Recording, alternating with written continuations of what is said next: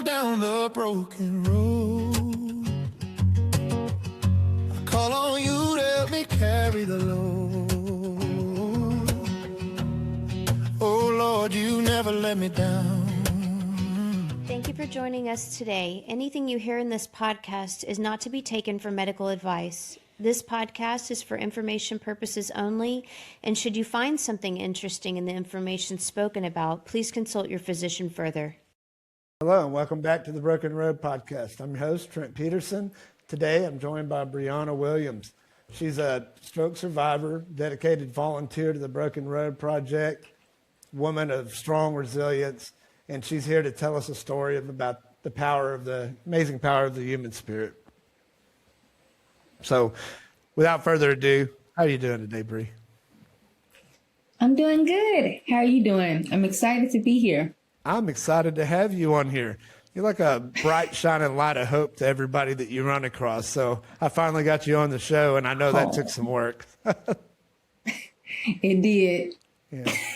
So there's a lot of things to go over today. I know that you've been working really hard on recovery, and you're not very far out from the stroke. And I think I even forgot to mention that on the introduction there, but you are a stroke survivor, and it's coming up on your year anniversary, a stroke anniversary.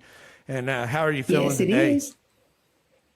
I feel good. I'm excited. I can't believe it's been a year, but I have so much further to go. So that's like a year ago today, or not today, but a year ago around this time, where I was is baffling. Yeah. Well, you know, I think we were talking the other day and visiting, and you said something about like people were not really getting the real Bri, and you know, it's me, Bri. You know, they weren't getting that personality from you, and the stroke had kind of stripped that away from you. It did strip that away from you, to say the least.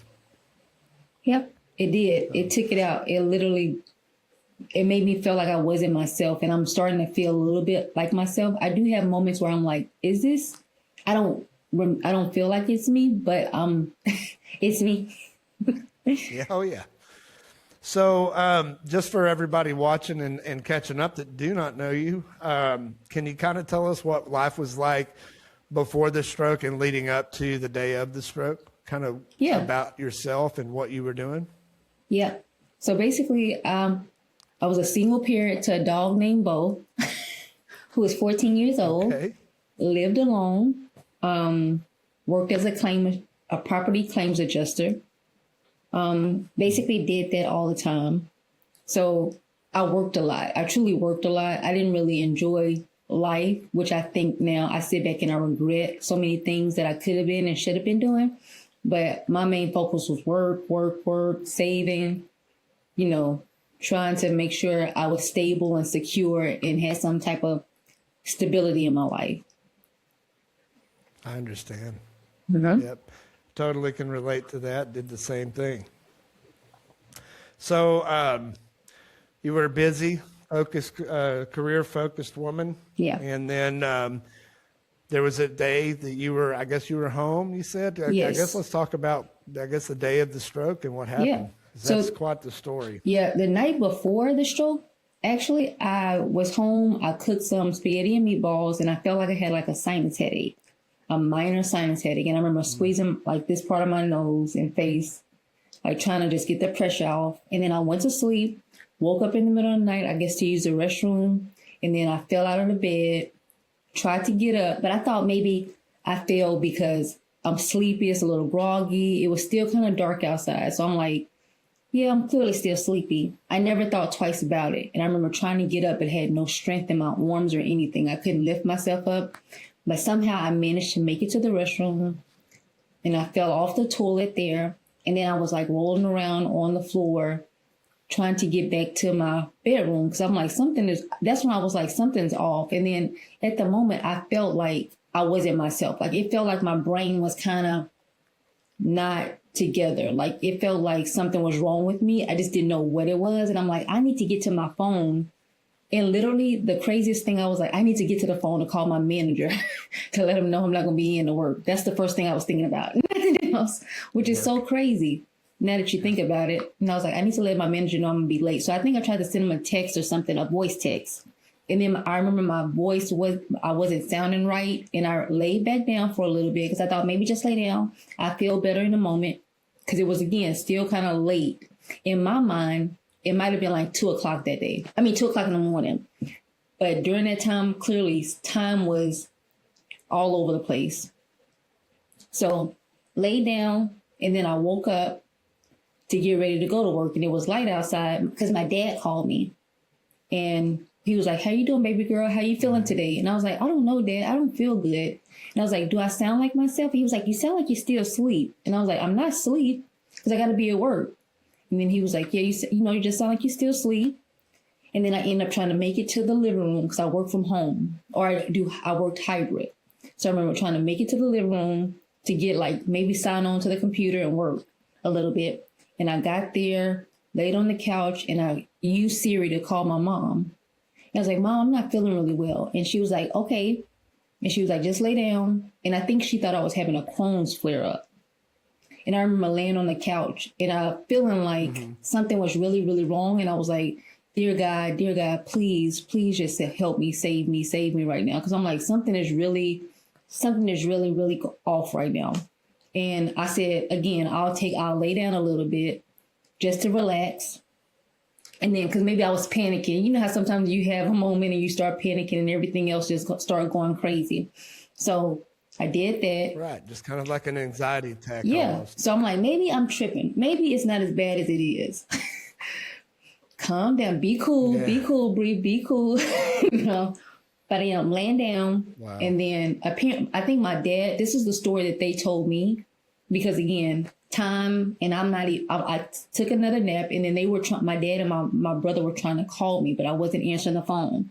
So then I think my dad told my brother, or my mom told my brother to get to my house. And so my brother called me, but to get to me, I have to buzz you in the door, in the gate, and all that type of stuff. So my brother called me. He was like, are you okay? This is my twin brother too. So he called and was like, are you okay? Okay, yeah. And he was like, you're not answering the phone. Do you need anything? I was like, well, Mama think I might be dehydrated or something. I was like, can you bring some Gatorade? So he was like, okay. And then I lay back down a little bit, and then I can remember, I was like, but Briana, I don't know how you're going to get into the house because I can't walk. I can't even unlock the door right now. I can't even get to the front door. And then in a moment later, I felt like I heard him kicking on the door, like trying to break the door open. I just heard this boom, boom, boom. And I don't know how I got to the freaking front door, but I made it to the front door. I don't know if I was sliding across the floor or what, or just by the strength, I might, relying heavily on my right side to get to the door, unlock the door, and my brother comes in, and I can feel, I couldn't see him at that time because I was having those field cuts and everything was kind of disoriented, but I could feel like his fear.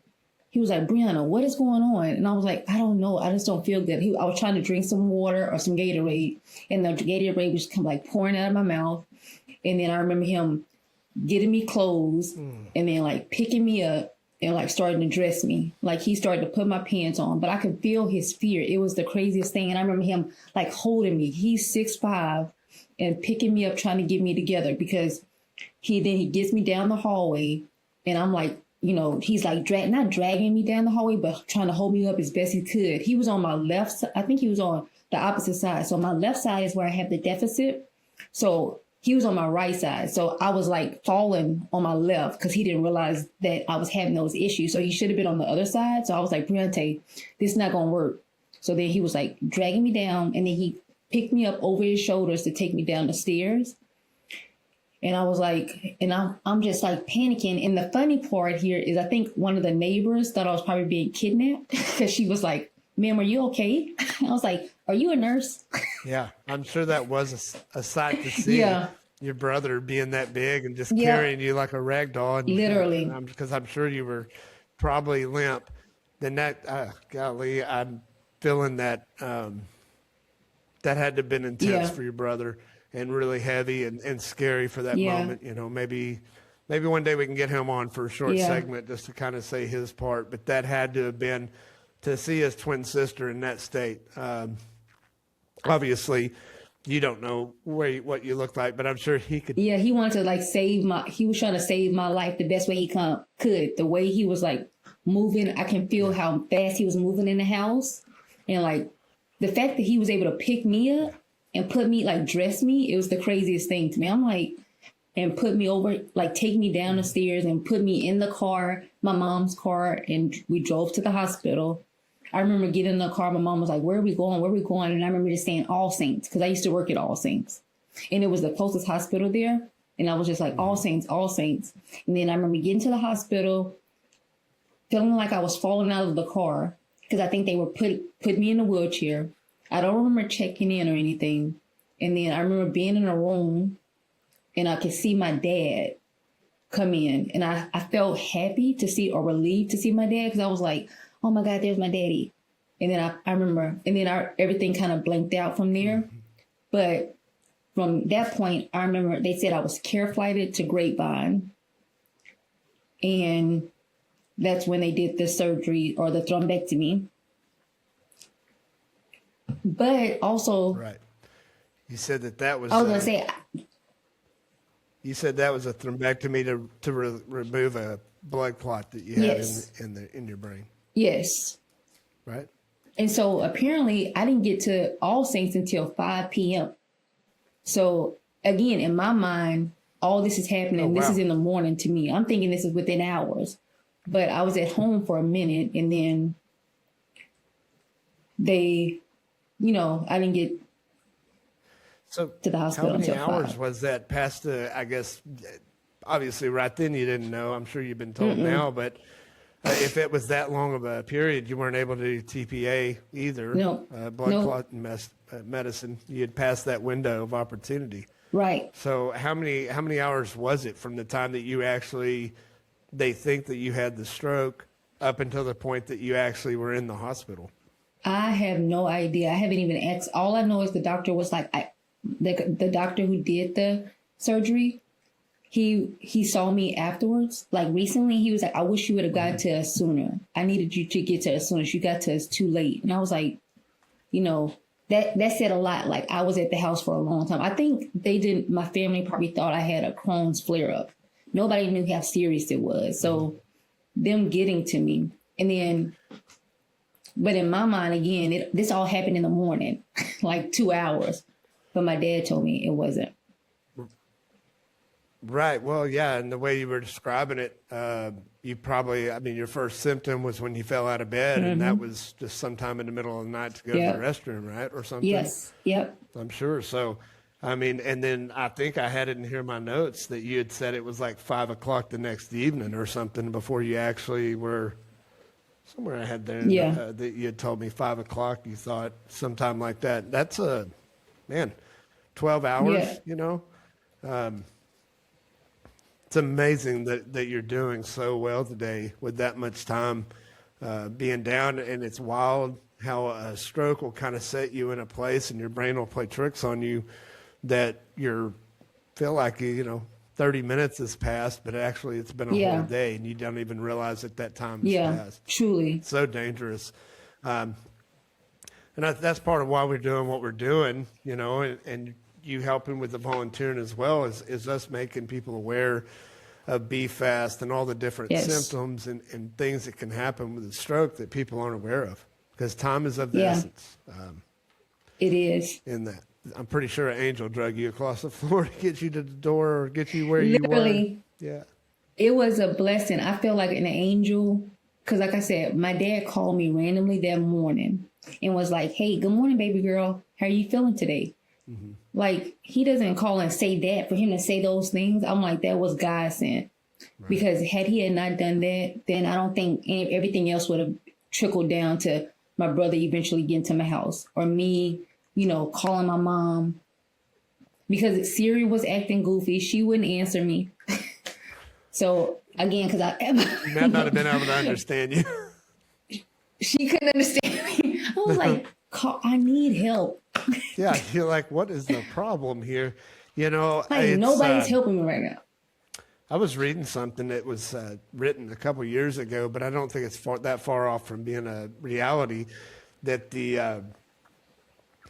a AI eventually, and like I wear a Garmin watch and stuff, and eventually it'll be able to track events like that and automatically alert. And I know there's already some things that do that, but it will actually, when they get that fully dialed in, that will be an amazing thing. That would be. And if there's anybody out there that's watching this episode that knows of some kind of technology or something that's already out there like that, please feel free to share it in the comments, and that way we can address that or find somebody that wants to come and talk about it, because I mean that would be amazing. And in that instance that you're talking about is exactly when it would come into play, because your time would have been short. There would have been an alert that was sent out already that said, hey, there's these erratic changes in blood pressure, and Bria's fallen on the floor, or whatever it may be, and needs assistance. So, the thrombectomy, going to that, you actually had to be care flighted away from All Saints, correct? To Grapevine, I believe you told me. Yes. For that procedure, and then you ran into some problems there as well, correct? Yes. So after this procedure, my brain was swelling. And so I was in ICU, I want to say a week and a half or 2 weeks, I think they said. So my brain wouldn't stop swelling. And they told my family that if my brain continues to swell on the fourth day, they're going to have to do a craniotomy. But they also noticed that I had, plaque buildup. I think it's carotid stenosis or something like that. I can't remember the name.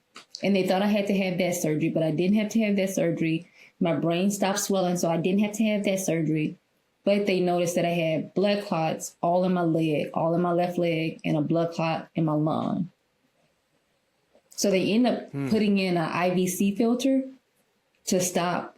I have a little scar right here where they removed it and placed it, where they had to make sure that the clot didn't go back to my heart or my brain. So, yeah. Did they ever find out, or have they ever told you why they think you were clotting so much?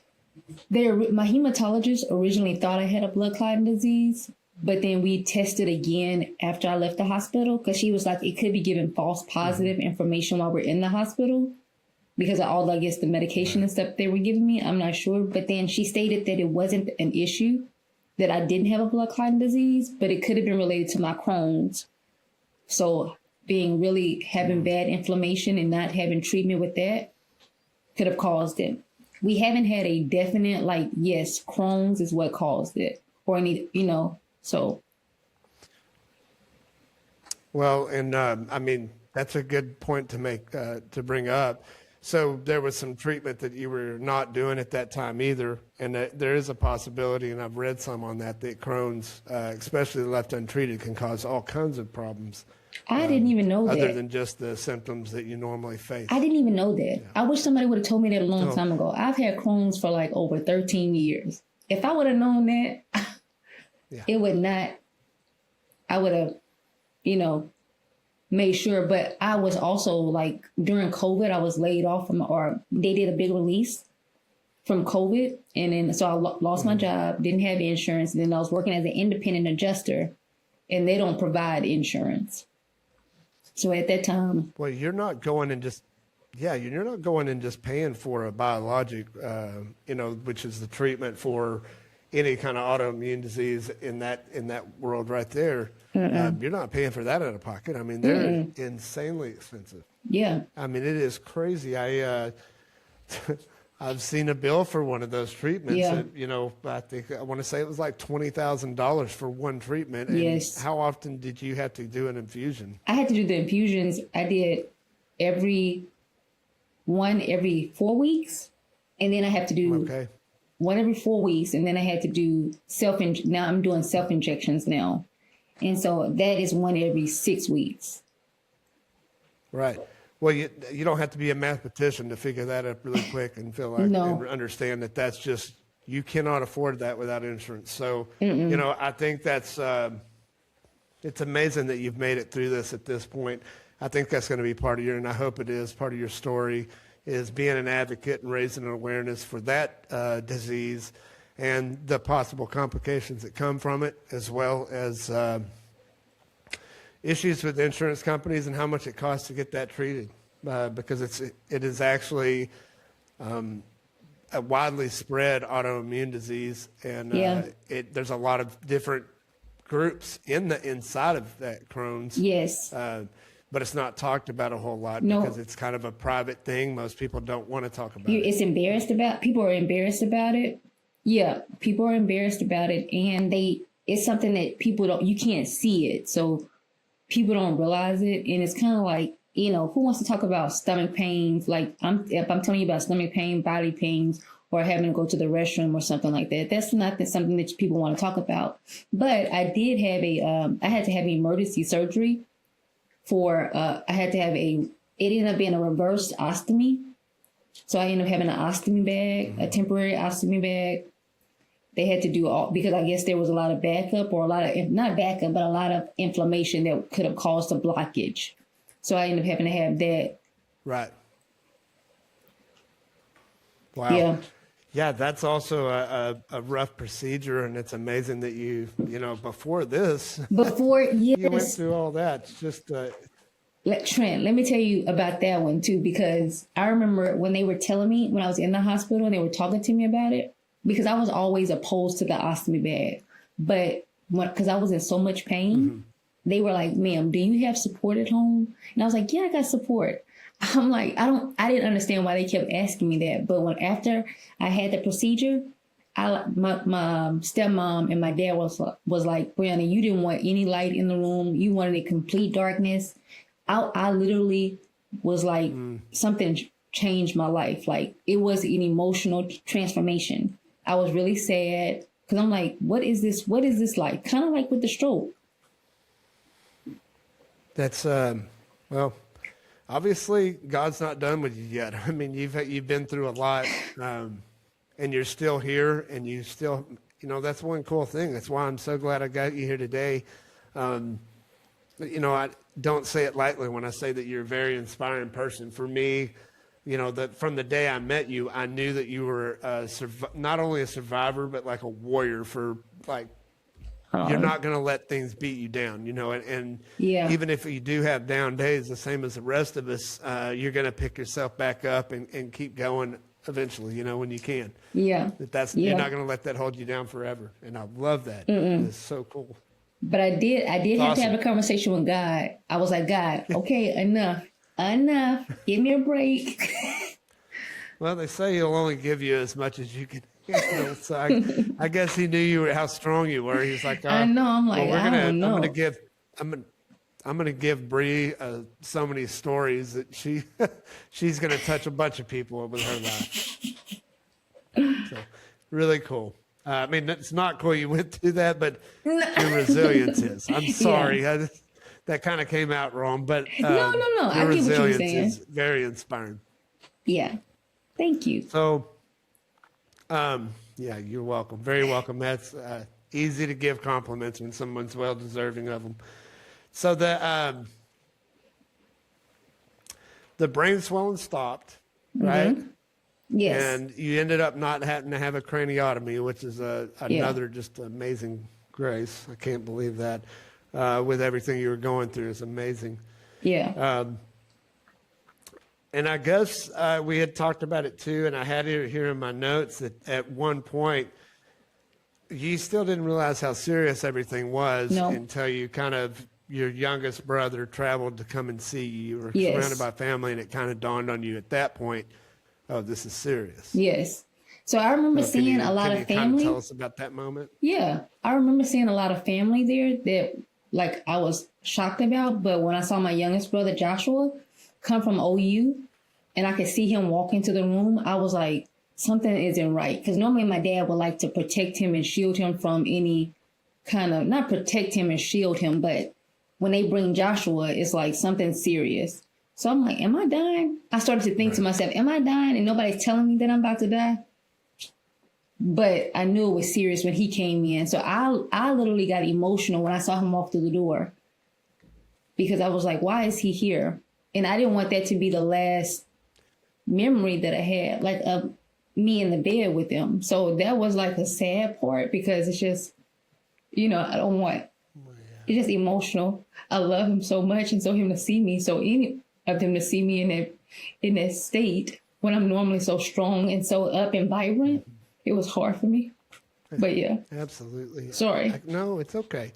I can't imagine. I'm feeling that as you're talking about it because, it's a hard thing when you're laying there in that state and you feel like everybody's talking about what they're going to do with you and you don't really have much to say about it. You're there. You're feeling all those emotions, but you don't really know how to express them. It's just a weird place when you have that brain injury like that from a stroke. You're there, but it's floaty.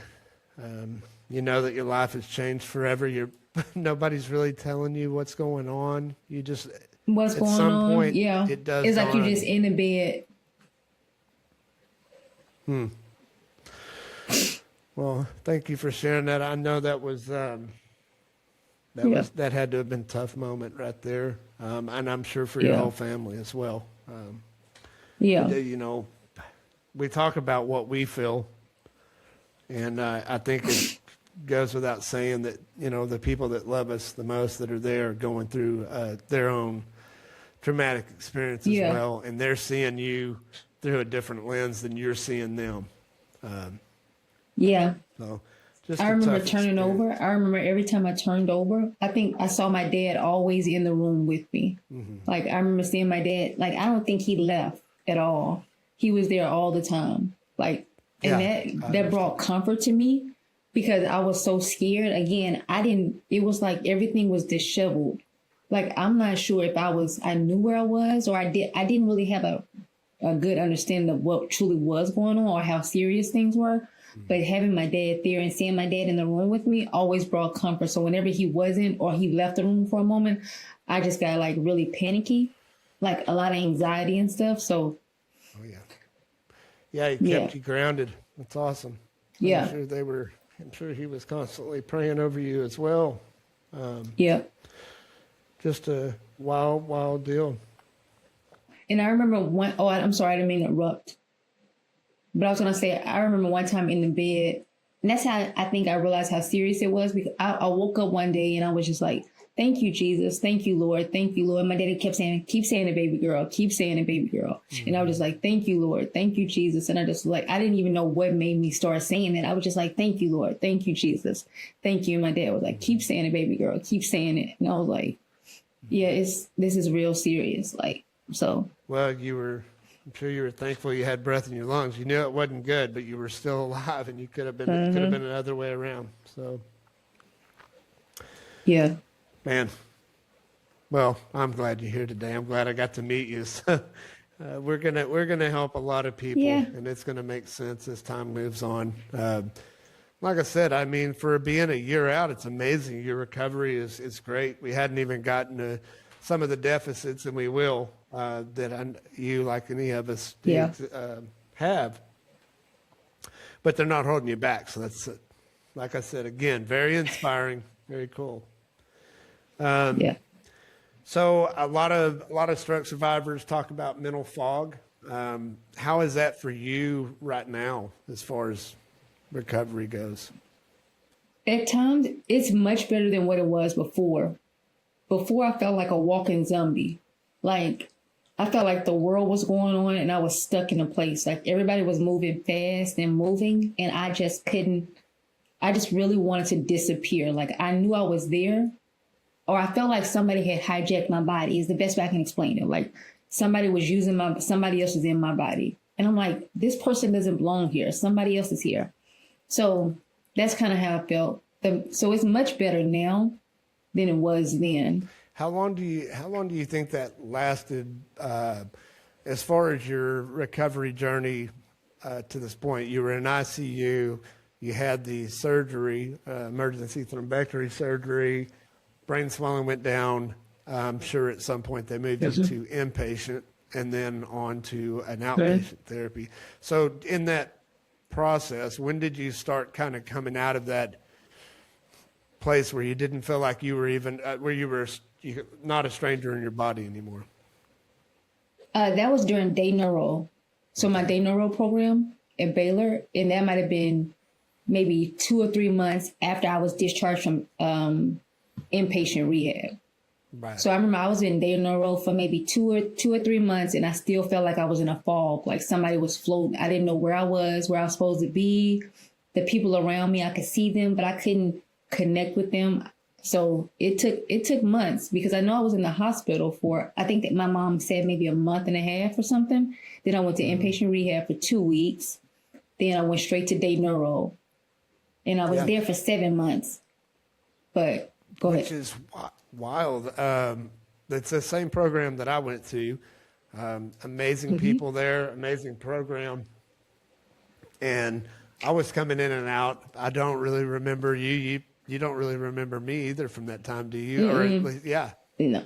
So it's just kind of wild. I kind of come through there in a haze half the time myself. It is getting better now. But I was just wanting to go help anybody I could. So it's wild. You were right there. We probably passed each other's cross. I'm sure we saw each other. Past. Yes. But then I didn't know. I was probably trying to just be like, okay, melt into the wall, disappear, Briana. Because it was just, I was in a fog. Like, I remember one of the patients was like, when I started talking more and laughing or smiling a little bit, he was like, okay, I can see you. You're starting to come out your shell. So they probably thought I was mean and angry. They probably thought that. I'm sure they did. But I was so brokenhearted. Like, I was broken into pieces. My spirit was broken. Like, so I felt lost. I felt sad. I felt disappointed. I just felt alone.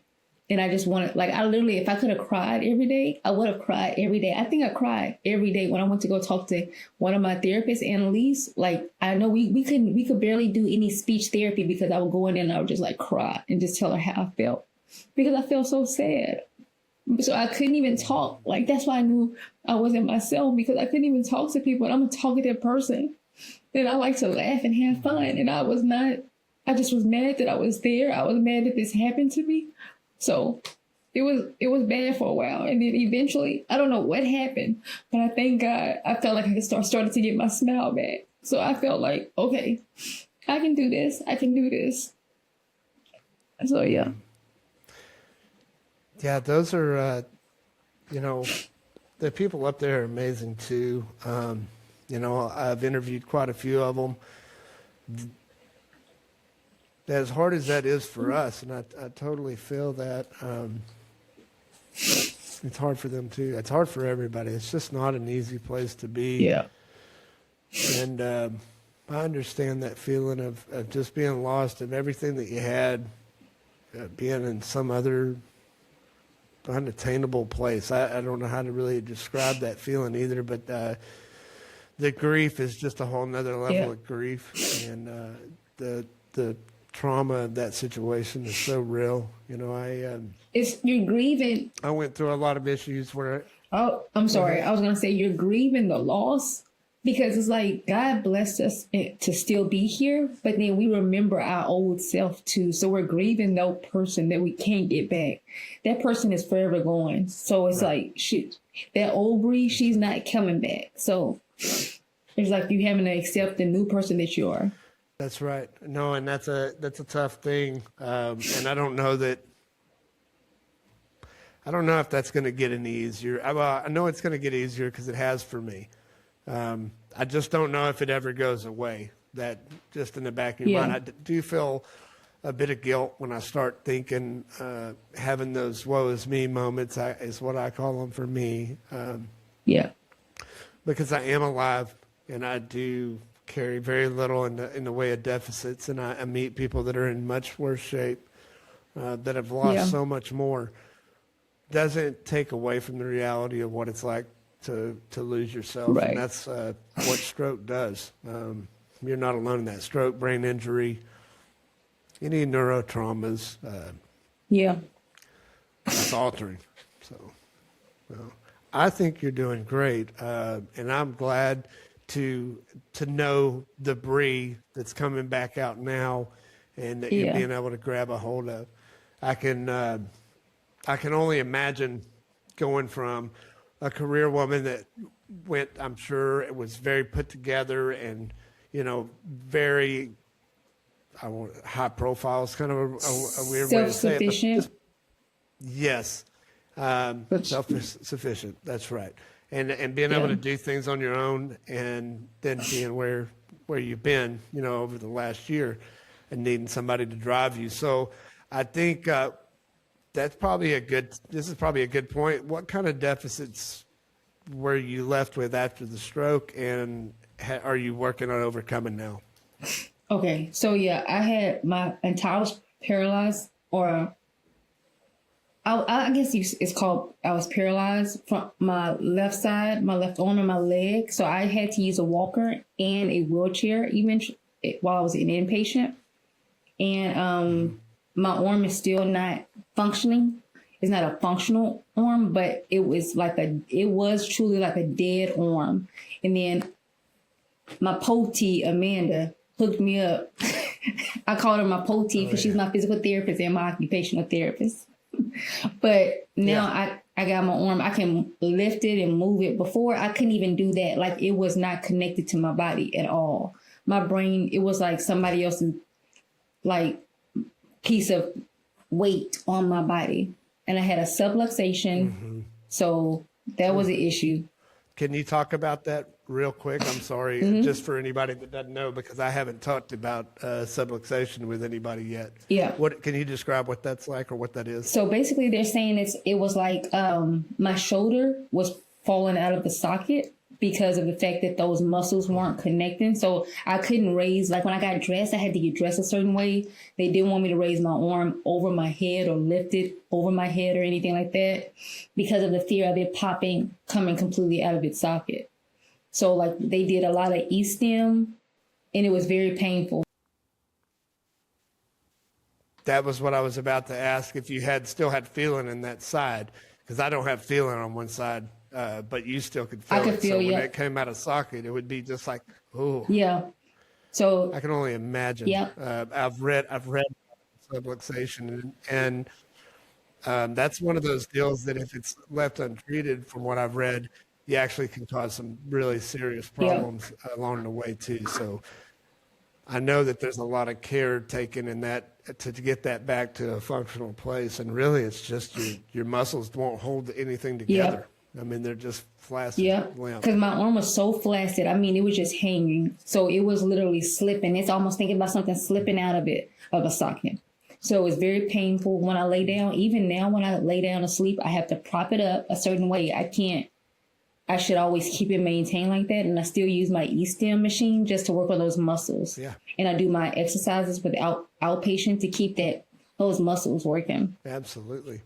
And I ended up getting a shot to help with the pain. Like a Botox shot? Because it was I think it was a pain shot actually, or a steroid shot maybe. Oh, okay. But I am doing Botox on. Go ahead. No, go. No, it's all right. This is me interviewing you. I talk too much anyways. Go ahead. You said you're doing Botox on what? And I'm getting Botox on my arm or my hand. So I can. Okay. My doctor wants me, because at first it was like this, and so he wants me to be able to open it, close it, grasp, and release.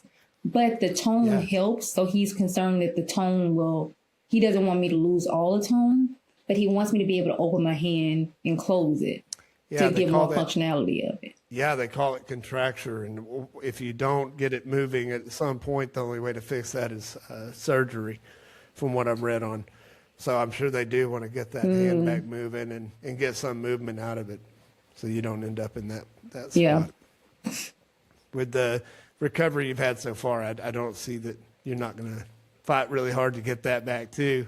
And just to give you, I'm sure you've watched plenty of stuff. There's quite a few survivors out there that would tell you too. They're 8 and 10 and 12 years post-stroke and still working on it.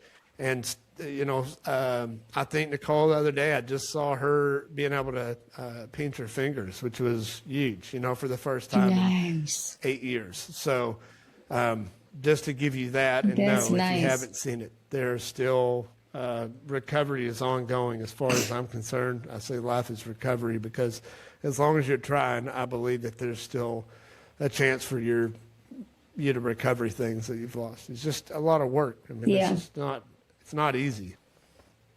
It's crazy because thinking of it, I would love to be able to do that with my hand. Like before, that's nothing. Like we take all that stuff for granted, like being able to do things like that. Now I'm like, I wish I could put these two fingers together. Like, it wouldn't even. All the different things that people don't think of, tying shoelaces, grabbing a utensil, putting a necklace on, putting an earring on. Doing your hair, right? Yes. So, real quick, I could ask so many questions, but you told me the other day we're trying to build a list for our website of things that have helped other survivors, and there were two things you said on that had helped you a whole lot. What were those? I think it's a blow drying pole or stand. Yeah. So like kind of like a microphone stand. Yeah. So and then I put the curling ironer. It's a Taimu curling ironer, so it curls automatically. You put your hair in it and press a little button, and it just curls. So I put that on the stand, and I have to bend. I'm so tall, so I have to bend down and put my hair in it and press it, and it get caught sometimes. And sometimes it curls right, sometimes it doesn't. Yesterday was a mess. You remember? I was like, oh my god. You know what? That's pretty neat, though, and that just goes to show you can figure out a way to get things done. But I just kind of wanted to bring that up because a lot of people don't realize, first of all, how blessed they are to have everything working, you know, and then those little things like that you take for granted, just that are so easy before stroke. So, what other deficits? So I lost the sight in my right eye because the clot happened right behind this eye. So I guess because how long the oxygen was delayed to the eye, the sight is completely gone. I can see peripheral a little bit, so that's why I'm able to drive. But if I covered this eye, it's completely black. Did that? I'm sure that affected your walking as well at first. Depth perception, everything else. I'm sure it was thrown. Everything still is, but obviously you've kind of figured out a way to kind of work around, so to speak. Yeah. I have to move slower. I have to be patient with myself. I have to just, take my time and just accept that it is what it is. So my eye, I mean, you probably can't see it now. I don't want to take off my glasses because you'll see it. But that's the vein side of me. But my eye before, it was like going all the way to the right. So it was just real, real, real bad. I'll take them off. Why not? But you could probably see a little bit. So it was like kind of going. I have central vision, which is great, but it goes like it's like a wandering eye. It's kind of lazy, a little bit lazy. Yeah. Yep. So then I'm like, keep the glasses on. Thank you for being vulnerable there. I know for everybody, that's it is what it is, but it doesn't mean that you don't still care about those things, and especially as a woman, you want to put yourself together and be a little cute. Do the things that you're used to doing. Yeah. Yeah. And so then it's like, oh my God. Great, Bree. Don't worry about it. Yeah. Well, I think, you said something really key there about slowing down. I think, life in general, everybody gets in such a hurry, and I was in a hurry too, that you miss a lot of things. Mm-hmm. So I don't think that slowing down, it's a bummer we had to slow down the way we did, but yeah. I don't think it's a bad thing for people to see that, and hopefully we can share that as well, that sometimes slowing down is the best way to really enjoy what we have. And life's not guaranteed, and you can easily walk right out this door and your life has changed forever. Mm-hmm. So, enjoy every moment and be present. I did interviews actually coming out today at noon. Well, now I just gave away how far out we are. But anyways. Don't put it together. Either way, disregard. Well, Patty said that to embrace every moment, basically, you know, I mean, every single moment, this moment that we're having and visiting with each other, Yep. and enjoy that, you know, enjoy Yeah. that, because the moments are fleeting. And Yep. And I was just moving so fast, like trying to go on to the next thing, or thinking work was more important. Like I forgot to say that when I was in the hospital bed, all I was thinking about, I saved all this money and I couldn't even pay a bill. I had to pay a bill and I couldn't even use my phone to pay that bill. But I had all this money in my account, but I was in the bed basically unable to do anything with it. So what is the point of having it if you can't, you know, if your heart and everything else is broken? So, or if you can't even do anything with it, make the moments matter. I relate to that so much. And anybody that's watched my story or when I've talked about it, I've said it multiple times. Didn't matter how much money I had right there in that moment when I was laying in that bed. All I really wanted was my health back. Yep. And just another moment to feel normal again. And for the first time in my life, I wasn't able to throw money at it. Right? I couldn't pay it to go away. I couldn't pay it to go away. Yeah. Yep. Yeah, I mean, that sounds really bad. And there was a lot of things, you know, I felt like I was doing bad things that I had to make things go away. But still, it is like, you know, here you go. Have this and go about your way. Yeah. I got to go. I'm busy. Yeah. I have the other things I got to do. So. Or fix it. I mean, you could just fix anything now with it's, it. you know. I used to help a lot of people. If people had a problem, I can like send money, fix the problem or help the issue or, you know, fix their problem. But then I had my own problem. I couldn't fix my own problem. So that was kind of hard to be like. No, can't fix a broken heart either like that. Nope. Yeah. No, and I know there was a lot of heartbreak there. I can So much heartbreak. I can relate to that as well. Because it's like it's an emotional, a mental, physical heartbreak, and then having to acclimate with, you know, family, and then help them understand, because like you mentioned earlier, they have their own heartbreak from their standpoint of who the person, you know, was or what happened to that person. So they're going through their own struggle in their own way. And I'm going through a struggle my own way. The physical aspects of it, you know, like I said, I lost a lot in this. I had to give up my apartment. I couldn't drive, my independence. I couldn't see, you know, so I'm 38. So I was 37 and I had my stepmom helping me get dressed in the morning to go to day neuro. Like, what life am I living? You know what I mean?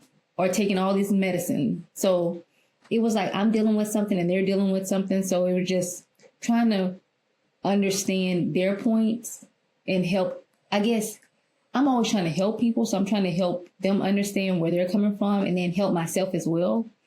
But it was hard, the heartbreak, because, you know, they're heartbroken too. So, you know, two heartbroken people trying to help each other.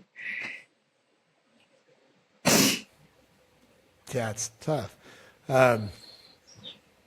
Yeah, it's amazing what it does. I really hope, you know, my heart lies heavy on making sure that other people don't, you know, the best I can, that they have support. We had really good support. I can't imagine going through what we went through without having a support system.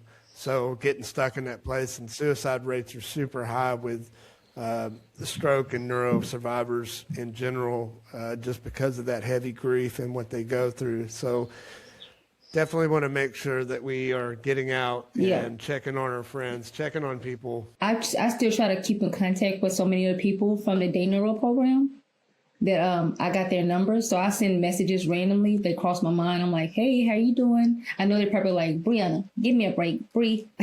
Like, you don't have to check on me, but I always just check, you know, because you never know. Like, I have up days, I have down days too. So then I know they're going through the same thing. They might not be going through the same thing, but I just want them to know that I'm here. I see you.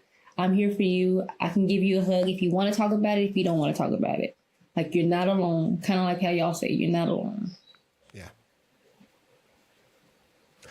That's why, well, That's what we all say. That's why I knew you were going to be awesome being a volunteer with us. I mean, there's just, yeah, you have that same type spirit. And I think it goes without saying that you would do whatever you could to help somebody else. What people don't see with us is that we still go through and have our days too, where we're laid up and the light hurts and sound hurts. And I think it's important for other people to realize, even though we put ourselves together and we're visited today and able to get through this interview, that it probably will wipe both of us out. We'll both need a nap after this. And, Yeah. you know, being a survivor doesn't mean that you're just healed when we sit here and have this conversation. It's an ongoing process, and nerves get shot some days, and things happen that make you feel like you're going to be right back where you were. I still have quite a bit of nerve pain that happens in my left eye. Yeah. And when it gets really bad, I start worrying that, you know, maybe I need to go to the emergency room. Yeah. I've been a couple of times. I have the nerve pain too still on my entire left side from my head to the, yep. Yeah. Do you take anything for that? Gabapentin. Okay. Yeah, that's, I fought really hard. I don't take any nerve medicine anymore. They really highly recommended I did, but I just wanted to try my best to get away from what I can. But I also didn't deal with subluxation and some of the other things that you went through. Those nerve pains are ridiculously bad. So I can only imagine that it's a necessary evil for you.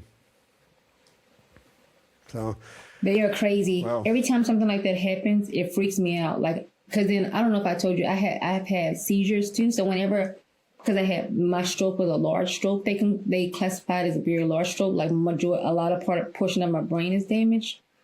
So I consequently have seizures from that. You know, I'm on seizure medicine from that. So anytime I have like sensation that's going on or any type of movement or that's not done by myself on my arm, it freaks me out. Like I go into a straight panic. I told you about that the other day, kind of like have to calm down, breathe, chill out a little bit. So. Well, that stress loop's no good. You know, whether you're a healthy individual or for us, it's definitely no good. But it just compounds. It's like you get nervous about something, and before you know it, you're wrapped up in the middle of that. And even though you may not have been having an issue, you're having an issue then. So breathe. I say that all the time. Just take a moment. Be cool, breathe. That's what I try to remind myself. I'm like, be cool, be cool, be cool. Yeah. Well, thank you so much for coming on today. My honor. Is there anything else that we kind of missed today?